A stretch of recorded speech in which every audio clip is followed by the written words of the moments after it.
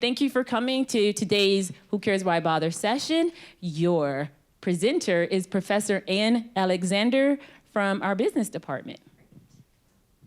Thanks, Marcelata.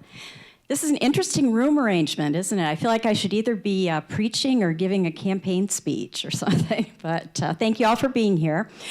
I have been at GRCC for a little over 20 years right now. Started out in the non-credit business training department, so doing corporate training. Also worked in research for a couple of years, and now I teach in the business department. And the course I teach most frequently is business communications. You're going to be getting a little snippet of that. My academic background does include masters in both communication and business, so that's why I was hired to teach that particular course. But given that a lot of you sort of had to be here, I want to ask something that I used to do in my corporate training days. We had a lot of folks that may have been working in a factory and their bosses told them they had to come to the training and didn't necessarily want to be there. So we would talk about whether somebody is a prisoner or a vacationer or a volunteer. So a prisoner means that you kind of were stuck coming here. A vacationer means that this is probably more pleasant than whatever else you would be doing at this time. And a volunteer means you really want to be here. So do we have any acknowledged prisoners? You're stuck here, okay. How about vacationers? Okay, and then how about volunteers? Okay, so we have a lot of undecideds, which is fine. So we're going to be talking about email and how to email like a professional person. So emails are not texts. So let's take a look at what we're going to talk about today. Email use, so how common is email use? We're also going to talk about how we choose communication channels. So how do we choose how we're going to transmit a message, whether that be email, face-to-face, letter, we don't see much anymore, meetings, texts, whatever. And then creating effective emails is really the heart of it. So I'll be sharing 7 different points with you of how to make an effective email. And then finally, why bother? It's really for your credibility. We are hoping, even though I'm coming from the business department, I hope that each one of you will have a job and a career that is satisfying to you someday, and you will be, at least in the near future. Email is one of the most common ways that people do business, whether it's in profit-making organization, nonprofit organization, government, whatever. Emails are very, very common. So it's something that can really transmit who you are, really your professional identity. And that includes while you're here at GRCC. This is a good time and a good way for you to practice doing professional emails. So let's take a look first at email. So some of the things that we have here, some of the statistics. In a recent survey, I think it was about 2012, professionals were asked what was the most effective channel for coordinating work, and email was the second most effective. Anybody have an idea what the first most effective was? Yeah. Face-to-face, definitely. And what we're seeing in businesses right now, we're seeing that there is less print communication. And I think you'd probably agree with that even at school. We're seeing less print communication. But we are also seeing more electronic communication and more face-to-face communication.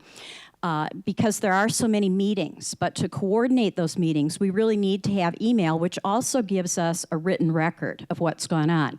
So that's another reason why it's important to send professional emails, because it is sort of on your permanent record, or it could be.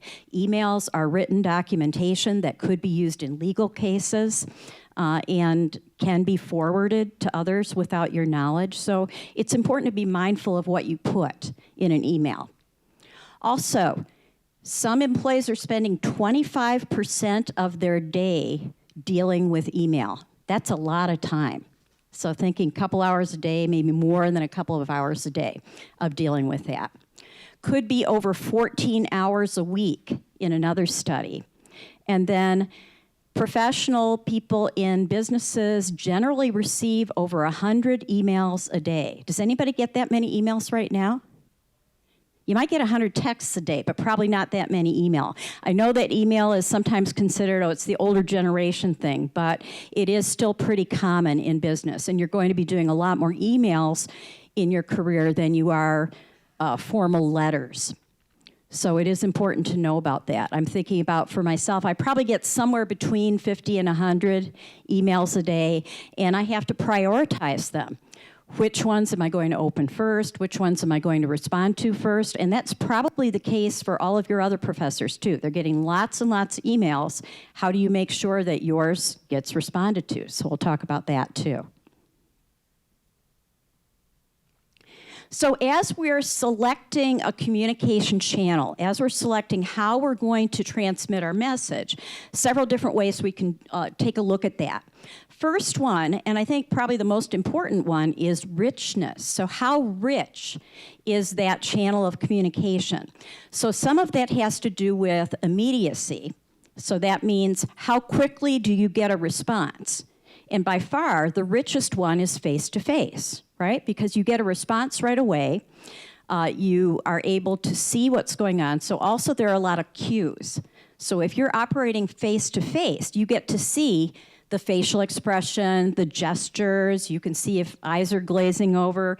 You can see if somebody is rolling their eyes. You can also listen to the tone of their voice. So there are a lot of cues. So face-to-face is very rich. All forms of written communication are less rich, just by their very nature. All you have to go on is what you can see, the words that you can see and how they're put together on the page or on the screen. So richness is one thing. Another one is control. How much control do you have over that message? So some of that has to do with how much planning you can do. Now, we have much less planning often in our oral communication with people. Now, if you're giving a formal speech, you've probably done some planning, but if you're just having a conversation, much less planning than you would have the opportunity to do in a written communication. Written communication, we do generally have some time to think about what we're going to put down on the page or on the screen, so we can do some planning. And then another part of that too is permanence. So how much permanence do we have? Written communications are probably more permanent than we might want them to be, but they're out there. Whether it's electronic written or whether it's on a piece of paper, it's out there. Less so for face-to-face communication, although that can vary. This is a little bit more permanent than I thought it was going to be. So class is here videotaping. So we will have a record of this and of all the other presentations. But just for your average everyday conversation, it's not too permanent. And people can sometimes interpret conversations differently or remember different things that were said. But if it's in writing, it's pretty permanent. And then the last part here is constraints. So that's kind of how difficult is it to use this channel of communication? So is it difficult to coordinate? Sometimes face-to-face is really hard to coordinate. Trying to get a whole bunch of people together to do a meeting can be very difficult. Little bit easier to create group emails or group texts and communicate that way. And then also, how much resource does it take? So how many resources do we need to make that happen? I'm sure that it took a lot of resources in terms of time and effort and people to put this conference together, and we're all here face-to-face. But definitely there's a lot of energy and a lot of work that goes into that. So let's look at, we just talked about this too, but just in the form of a chart. I think on your handout it's just a list. But here, richness, email is low in richness, face-to-face is high in richness. Email is high in control, face-to-face is low. And then in terms of constraints, okay, catch the typo, this is terrible, it's giant. Please don't do this. Email is low in constraints, and then face-to-face can be anywhere from low to high. Low if you're just having a conversation, and then high if you're actually videotaping everything. So we have 7 different ways that I'm going to be talking about in terms of how to create an effective email. So I have a little bit on each one of these. But first off, use it for the right purposes. So we'll talk about when to use, when to not use email. Also, ensure that your email is easy to read. The purpose of an email is generally to inform or to get information, but basically to get things done. And especially if we're in the workplace or if you're interacting at school with your professors or other people at the college, we want it to be professional. Showing respect for other people's time. Anybody here ever gotten an email that was really, really long, just a giant block of text? Forget those? Yeah, and they're hard to read. You may just not pay attention to it. The message is probably not going through, and it can be a real waste of time. Another way of wasting time would be if you copy everybody in the world on everything. I can't tell you how many emails like that I have received, where a bunch of people are responding to all and saying, yes, I agree, yes, I agree, yes, I agree. So then I can get 10 emails that don't add any value whatsoever in my inbox. So showing respect for people's time. Also protecting their privacy and confidentiality. So even though it's possible to forward emails all over the place, it's generally not good form to do so. So making sure that you don't send confidential information by an email that could be seen by others. We used to do that with faxes. I don't know if people even use faxes much at all anymore, but it used to be don't send information that's really confidential in a fax because it's going to come out of the machine and everybody in the world can see that. Okay, another thing to think about is responding promptly. What do you think is promptly? How many hours should somebody take to send your response back in email? Any thoughts? Yeah. As soon as possible. Okay, definitely. Thank you for projecting, too. Okay, as soon as possible. Now, we might all interpret that differently. Does that mean within an hour? Does it mean within 5 hours? Does it mean within 24 hours? So we'll talk about that. We have different things. Again, an email is not a text, so generally it's not quite as immediate as a text might be.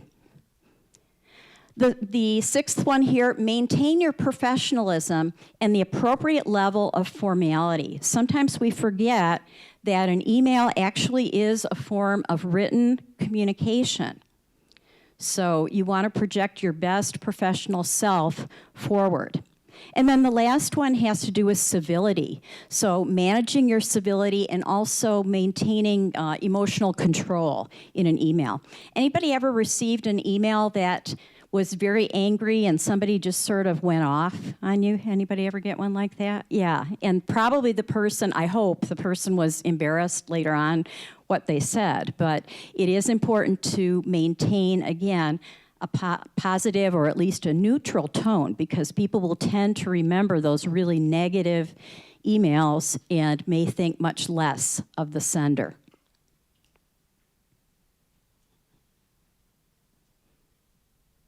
So, using email for the right purposes. Don't use email for an extremely negative message. Okay, so you would not send an email to tell somebody they've been fired. You would not send an email, although I have heard of people doing, I can't believe people really do this, but I have heard of people actually ending a relationship by email or even by text. So please don't do that, and I hope none of you have had that happen to you. But email is a really good tool if it's a routine message, if it's fact-based, task-oriented, and then also something that's not too sensitive. So things that help organize. So we did a lot of email getting ready for this conference. So if it's an informational piece or something that helps to plan, we're also planning an open house for the business department. So we're doing a lot of email with that to coordinate what we're doing. But anything that we really need to make big decisions, I can't imagine too many real emotional issues, but the big decisions we do in face-to-face meetings. But all the routine tasks we're doing by email. So make sure that you're using email for the right purpose. One other thing I don't have on the slide that you can think about, and this also relates to respecting people's time. Try not to use email for information that you could easily get on your own. So if it is something that you can find the answer pretty quickly, don't spend somebody else's time asking for that. So if there's something, for example, let's say that we talked about an assignment in class and I posted an announcement in Blackboard and sent an email to everybody, and then I'll get an email saying, now what was that again? And I've already communicated it 3 times. That's not a real good use of time. Okay, ensure ease of reading. This has to do more with the formatting and how you set it up. Provide a short, descriptive subject line. So please do put a subject line. That helps your reader prioritize. Is this something that I want to deal with right now or I should deal with right now? And it helps put it into context for them. So if you can imagine, I'm trying to get back to thinking about when you're communicating with your instructors. If we're getting 50 to 100 emails a day, I know that I do prioritize emails from students because I want to get back to students right away. The only thing that might trump a student email would be if I had an email with a red flag from one of my bosses. I would probably go to that one first. But barring that, I want to respond to student emails as fast as I can. It helps the reader if you're specific about what's going on. So if you said, question about assignment 5 or something like that. If there's a blank subject line, I have no idea what's going on. So, and sometimes we do get plagued by a lot of spam at the college, so I may suspect that as being spam or something I don't want to open. So give a short descriptive subject line. Usually about 5 to 10 or so words is a good length. You don't want it much more than 10 because then it just goes on forever. Also keep the message brief, but yet complete enough so that you don't have to have a number of exchanges to clarify what's going on. Good emails are often 30 to 50 words or so. So that's a good length for something. If it's going to take a whole lot more than that, you might want to think about having different emails on different topics. I know that when I see an email that goes on for screen after screen after screen, I just sort of get fatigued and don't even want to look at it. Identify any expected actions. So if there's something that you need done or a question that you need answered, be very clear about that. Also provide a descriptive signature block. May not be as important while you're in school, but certainly in the workplace, it's very helpful to have a signature line that has your contact information, email, phone number, mailing address, all of those things in it. You don't necessarily need to have all the other stuff like quotations and mottos and things like that, but something that is descriptive in terms of a signature block is useful to have if the person needs to get a hold of you in other ways besides email. And then finally, using attachments wisely. Sometimes if you're sending a lot of information, it might be useful just to put it in the form of an attachment, so another document that goes along with it. So if you can ask somebody, please review this attached report and give me any questions by next Wednesday or whatever. So you're not saying a lot in the email, but there may be a lot of information in the attachments. Number 3, showing respect for other people's time. Select your recipients carefully, and I mentioned this earlier too. So thinking about who you're sending it to. Do you need to copy everybody in the world on this particular email? Is it important that everybody receive it? Now, in some situations, it might be. It might be really important that everybody in your department gets this information.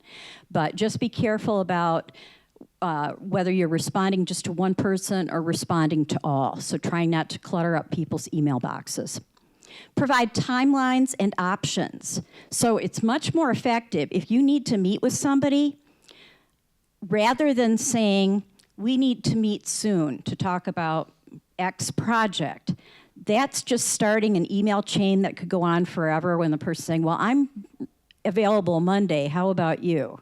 Well, no, I have class on Monday and I can't do it then. And you go back and forth, back and forth. If you can say, I would like to meet with you within the next 2 weeks, here are times that I'm available. Do any of these work for you? And then there's a choice. The person can respond clearly to that. Also be careful about using the priority flag. Usually in our email, it shows up as red, a little red envelope if it's a priority. I remember one colleague who's now retired, everything that person sent had a red flag. So after a while, it was like the boy who cried wolf. I mean, I didn't consider it a priority if it was from this person because it was always high priority, which means it's never high priority.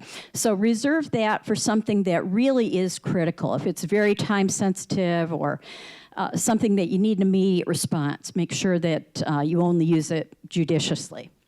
And then let others know when you're going to take longer than you usually do to respond or to take action on something.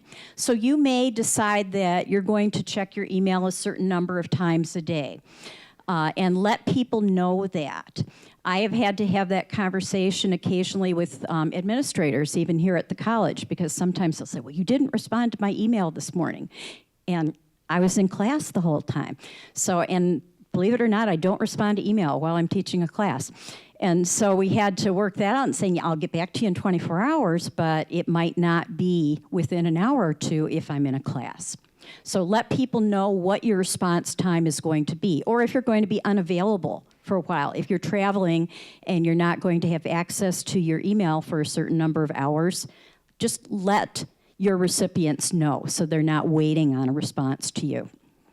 Also, this just really relates to that last one too. Try to avoid repetitive, confusing email chains that just go on and on and on. If you can get to the point quickly in your first email, that can usually avoid that.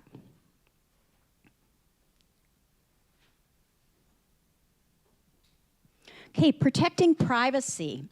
Don't spread sensitive information or confidential information. I mean, that's just common courtesy. You don't want to do that. So if you are having confidential conversations about an employee or about a colleague, just make sure that you do not send that in a way that is so easily forwarded. It might be better to have sensitive conversations face to face.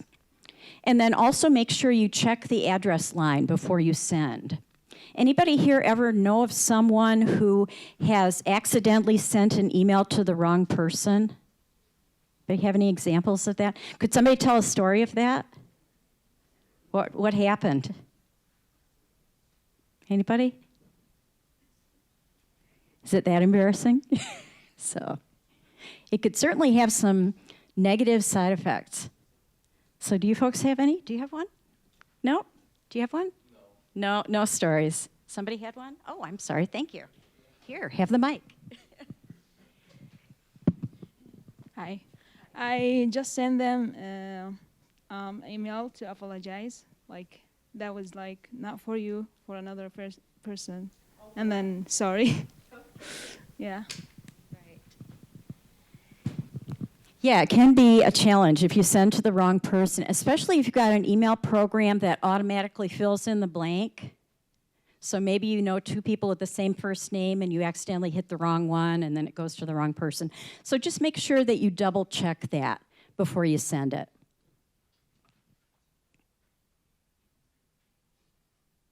Okay, responding promptly.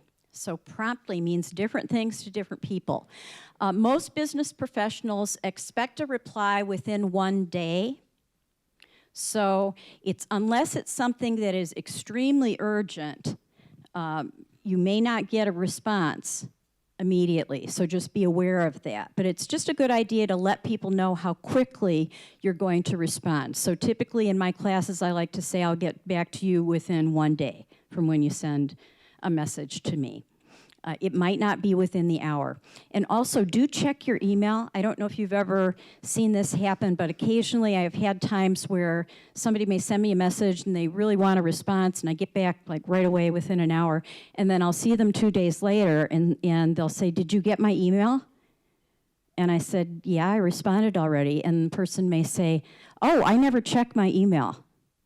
I think, okay. So try not to be that person. So make sure if you do send an email and want a response that you then check for the response. Let others know how soon they can expect a reply from you. So again, that gets along with respecting other people's time. letting them know if it's going to take you a little bit longer than it otherwise might to get back to those emails. Okay, these last two are probably the ones that I think are the most important. So being professional and being civil. I think those two things are really the most important parts of using effective emails.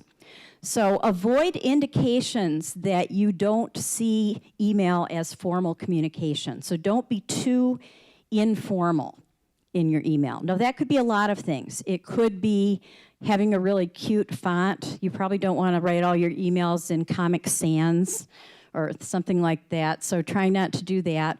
Also, making sure that you use the same standards of mechanics that you do in any other kind of professional writing. So as you're sending emails, think about it as a professional communication, or think about it with the same standards. If you're writing an email to your English professor, think about the standards you would use if you were writing a paper for him or her, and use those same kinds of standards. Try to capitalize the word I. So don't write as if it's a text. So write in complete sentences. It is a form of written communication. And sometimes I have gotten lots of emails, things like, hey, Ann, what's up? Okay. I just had a question about something. And yeah, remember that your email is a reflection of you, and because it is less rich than face-to-face, we don't have the benefit of a doubt as if somebody was talking to you and could see you and your facial expression and your tone of voice and see that you're serious about what you're talking about. All we have to go on is what we see on the screen. So try to be as professional as possible when you're communicating by email. It's not required by any means, but it certainly makes it more approachable if you can use greetings and names. So you could say good morning or good afternoon or dear professor, whatever. And let people know where you're coming from too. Again, I'm kind of blending between things for the workplace and things for school. It's always helpful if you identify what class you're in too, so that we can respond as appropriately as possible. But just keep it professional. You probably don't want to have things that are related to political or religious interests in your signature line. Just keep it really focused on business and keep it professional.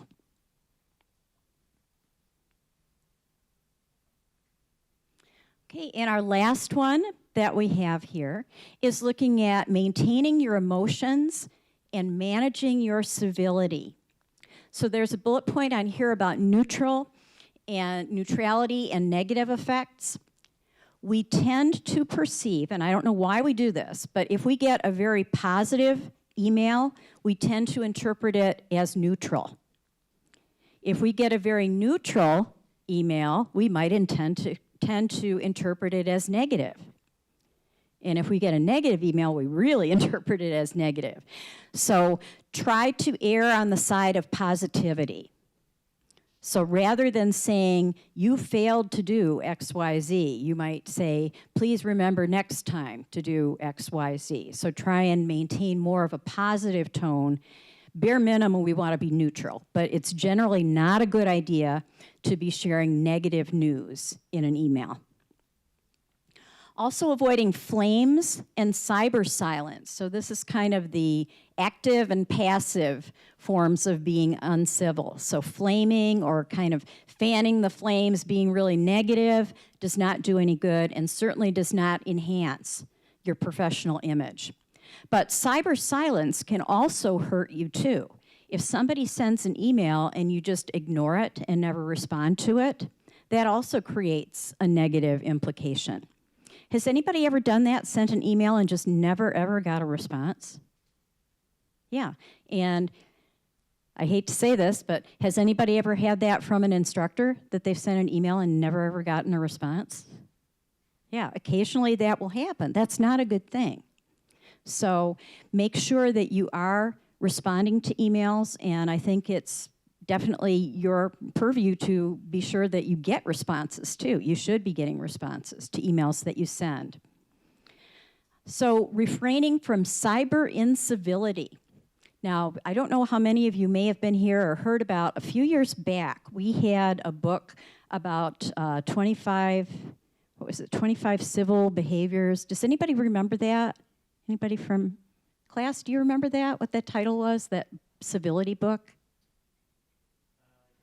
But anyways, it was all about 25 different civil behaviors that we could have. And I loved that book. They were reading it for all these different classes, and we were talking about that and ways that we can treat one another better. So just be aware of that. We want to be polite, and I think the basic thing is respectful. So whether we're using email, other kinds of communication channels, we want to be respectful of other people. So that means that we don't use demeaning language or insulting language or even really angry language in an email, but that we also respond.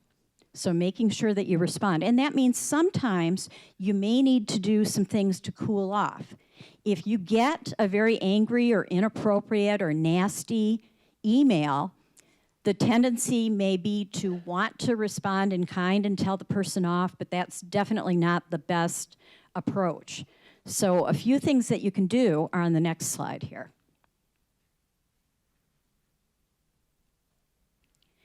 You may reinterpret it.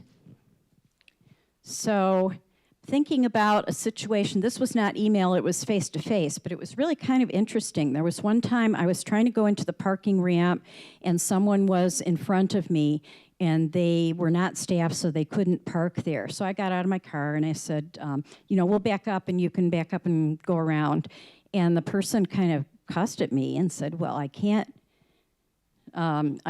back out with your blah, blah, blah car in the way. Okay. And then, so I went back, and just as I was getting in my car, I heard the person say, bitch. And I thought, okay, not very civil. But how I got past that was with reinterpretation, right? My thought was, this person must be having one horrible day, right? They're probably running late. They probably didn't see the sign. Who knows what else is going on in their life. They could be having a really, really horrible day. And I know that they didn't personally have it in for me. I just happened to be the one who was there at the time. So it can help if you get something like that to try to reinterpret it before you respond. Another thing you can do is just try and relax before you respond. So whether that means taking a deep breath, going outside, whatever you need to do, because usually something like that does not require an immediate response, something that's inappropriate or uncivil. And then you may also try and diffuse it by trying to identify what is the most important point. What is it that they are worried about, or what is it that they are trying to convey? Is there any way that you can respond to what their real question is without responding to the negativity part of it? So there's usually some kernel of truth in there somewhere that you can respond to. It does not have to be something that is responding in kind or being negative as they were. So why do we want to bother about this? Why do we care about sending good emails? Well, I think the basic thing here is you want to be credible. So being credible means being believable, being trustworthy. That's how you want to portray yourself. You want to portray yourself that way for people that you interact with in school, people that you interact with in the workplace, potential employers. So it's really a reflection of who you are, what your professional identity is. So 3 parts of this credibility, and I think some of these rules about email can apply to all of them. One of them is competence. So if you send an email that is clearly thought out, that has a thoughtful subject line, that is well organized, easy to read, that is free from errors, that means you're going to look a lot more competent. And not having that competence in an email can cost you a job. I actually have an example of that. My husband used to hire adjunct instructors. He was an instructor at Muskegon, and he used to hire adjunct instructors in the psychology department.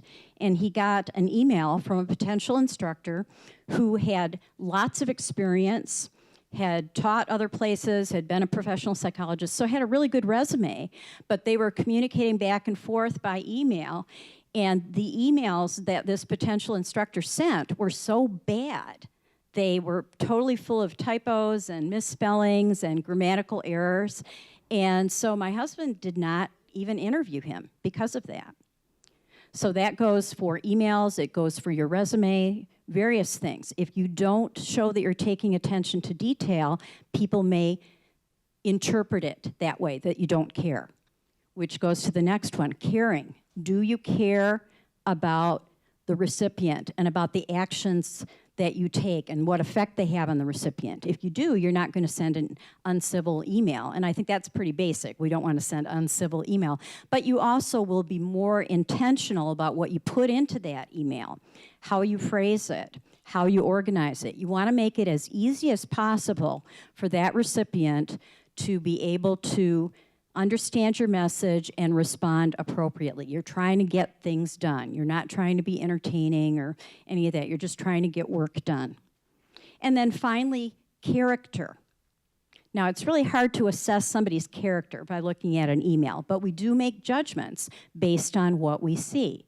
So again, if somebody is polite, respectful, and professional in their email, you will tend to create much more of a positive impression to the people who are reading that email.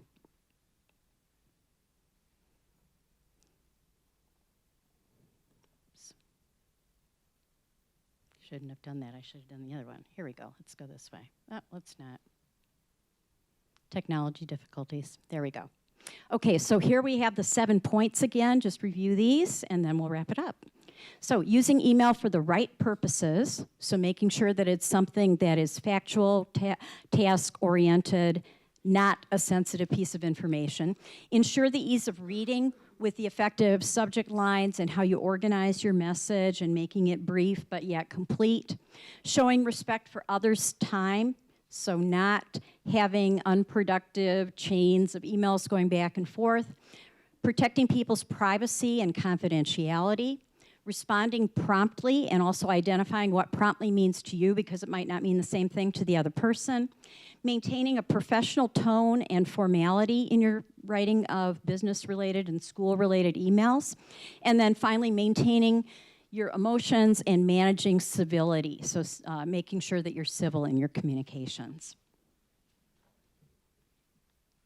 So if you would like any more information, feel free to email me at the information here, which is also on your handout.